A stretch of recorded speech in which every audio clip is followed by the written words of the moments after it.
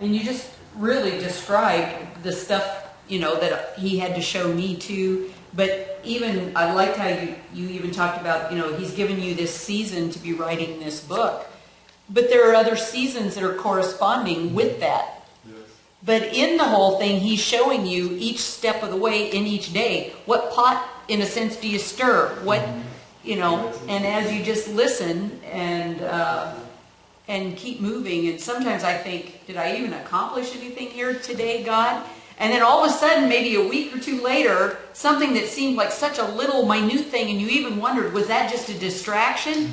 But you stirred something, and boy did it stir, and it brings another whole level of what you're accomplishing with God, and it's just a marvelous thing. That whole verse really plays in that thing with dealing with pride, because the Lord showed me several years ago this verse really in a different way.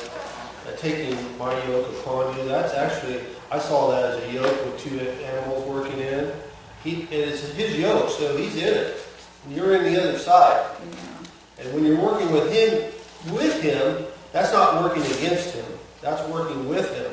So if you're working with him, there is a thing of rest going on there. You're not struggling against something. You're working alongside him. And when you're working alongside him, then what happens? It says, for I am meek and lowly. Well, that meek and lowly is the opposite of pride. Mm-hmm. So that, you're doing away with pride and becoming meek and lowly and working with him. Yeah. It's not about you, it's about him and doing what he's wanting, going where he wants to go and doing what he wants to do and working alongside him to accomplish. Mm-hmm. Yes. I have a cousin who actually raises and trains draft horses. And it's been fun having conversations with him. And Asa and I once caught a thing on RFD and watched it together because we both learned that. How do you even train an animal to keep that yoke on? God is so patient with us. And as I listened to Frank, and he explains about how they begin this process, and he said, you never take two young ones and put them in a yoke together. You always train that young one with one that's already established. And look at that. So God says, take his yoke upon. Sometimes that means as a young believer, you find that person who's willing to be yoked with you and take you and train you. That older cow or that older bullock, they've been through these traces. They're used to all this stuff. They actually teach you how to pull to your best advantage. The yoke also, yokes don't just go from one animal to another. Every yoke is built for the animal that's going to wear that particular portion.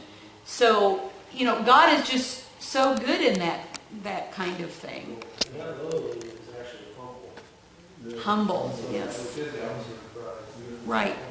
But meek, carrying that quality, I love, of a mountain of a man seeking God, is how I always put it, But they're in that place like the cattle where they are silent. They, in a sense, doesn't mean they don't make any sounds, But there is that quality of that wonderful expression we all have of just, a cow or a bullock that is fully trained. They are domesticated in, they're not going to use that power and that strength against you. They're going to use it to work with you. And I love that whole thing of training. The whole kingdom, the number for kingdom is 1,000. And when you study that number, it carries the whole meaning of trained oxen working together. Trained men who come into a working, cohesive unit. Trained company of animals in any regard that are working, in a sense, with man and with one another. So you could look at dogs that go into the traces and pull sleds or, however you want to. That's kingdom.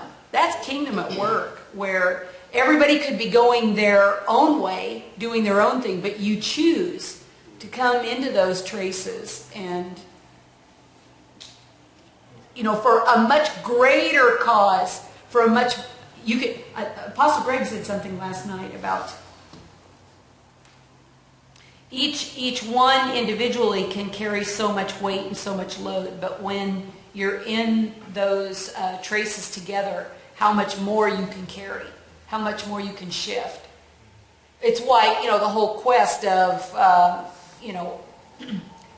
these huge draft horses that they see how many they can hook up in a line to move a wagon or whatever. That's why we talk about horsepower, because it all comes from that very concept that we know you can individually carry so much. One